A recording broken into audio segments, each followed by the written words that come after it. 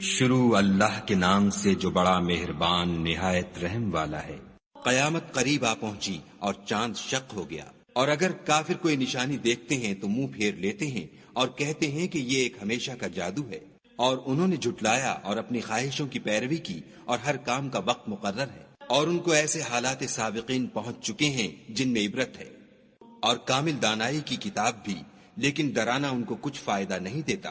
تو تم بھی ان کی کچھ پرواہ نہ کرو، جس دن بلانے والا ان کو ایک ناخوش چیز کی طرف بلائے گا تو آنکھیں نیچے کیے ہوئے قبروں سے نکل پڑیں گے، گویا بکھری ہوئی ٹڈیاں ہیں۔ اس بلانے والے کی طرف دوڑتے جاتے ہوں گے، کافر کہیں گے یہ دن بڑا سخت ہے۔ ان سے پہلے نوح کی قوم نے بھی تکذیب کی تھی، تو انہوں نے ہمارے بندے کو جھٹلایا اور کہا کہ دیوانہ ہے، اور انہیں ڈانٹا بھی۔ تو انہوں نے اپنے پروردگار سے دعا کی کہ بار الہ، میں ان کے مقابلے میں کمزور ہوں، تو ان سے بدلہ لے۔ بس ہم نے زور کے مہ سے آسمان کے دہانے کھول دیے اور زمین میں چشمے جاری کر دیے، تو پانی ایک کام کے لیے جو مقدر ہو چکا تھا جمع ہو گیا، اور ہم نے نوح کو ایک کشتی پر جو تختوں اور میخوں سے تیار کی گئی تھی سوار کر لیا، وہ ہماری آنکھوں کے سامنے چلتی تھی۔ یہ سب کچھ اس شخص کے انتقام کے لیے کیا گیا جس کو کافر مانتے نہ تھے، اور ہم نے اس کو ایک عبرت بنا چھوڑا، تو کوئی ہے کہ سوچے سمجھے۔ سو دیکھ لو کہ میرا عذاب اور ڈرانا کیسا ہوا، اور ہم نے قرآن کو سمجھنے کے لیے آسان کر دیا، تو کوئی ہے کہ سوچے سمجھے۔ عاد نے بھی تکذیب کی تھی، سو دیکھ لو کہ میرا عذاب اور ڈرانا کیسا ہوا۔ ہم نے ان پر سخت منحوس دن میں آندھی چلائی، وہ لوگوں کو اس طرح اکھیڑے ڈالتی تھی گویا اکھڑی ہوئی کھجوروں کے تنے ہیں۔ سو دیکھ لو کہ میرا عذاب اور ڈرانا کیسا ہوا، اور ہم نے قرآن کو سمجھنے کے لیے آسان کر دیا ہے، تو کوئی ہے کہ سوچے سمجھے۔ سمود نے بھی ہدایت کرنے والوں کو جھٹلایا اور کہا کہ بھلا ایک آدمی جو ہم میں سے ہے ہم اس کی پیروی کریں؟ یوں ہو تو ہم گمراہی اور دیوانگی میں پڑ گئے۔ کیا ہم سب میں سے اسی پر وحی نازل ہوئی ہے؟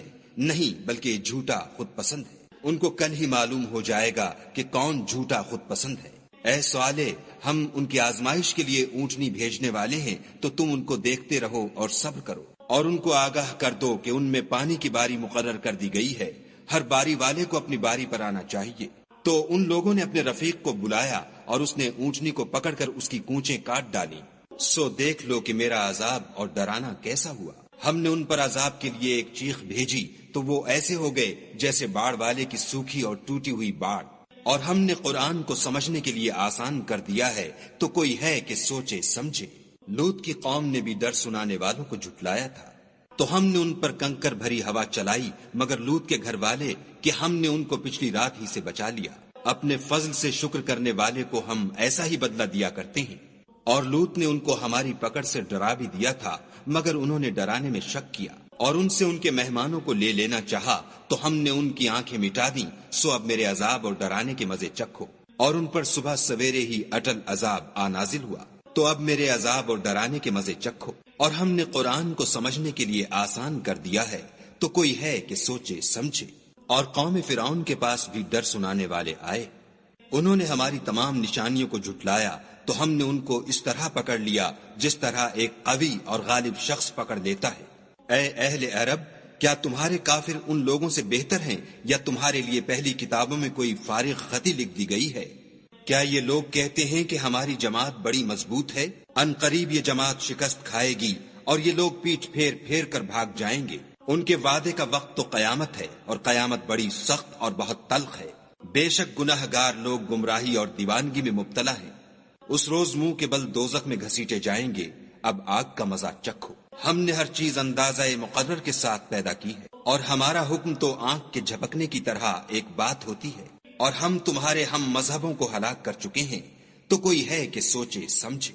اور جو کچھ انہوں نے کیا ان کے اعمال ناموں میں مندرج ہے، یعنی ہر چھوٹا اور بڑا کام لکھ دیا گیا ہے۔ جو پرہیزگار ہیں وہ باغوں اور نہروں میں ہوں گے، یعنی پاک مقام میں، ہر طرح کی قدرت رکھنے والے بادشاہ کی بارگاہ میں۔